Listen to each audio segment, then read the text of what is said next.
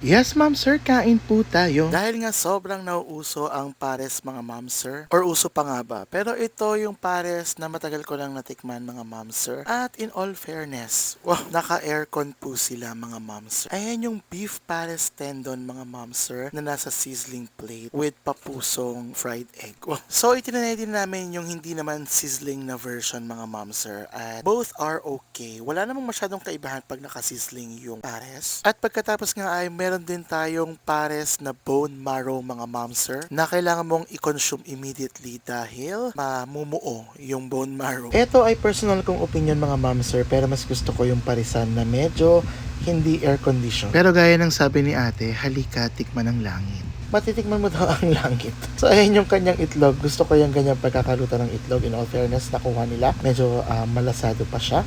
Tapos yung kanyang beef pares mga ma'am sir, tama lang naman yung dami ng kanyang sarsa. Yun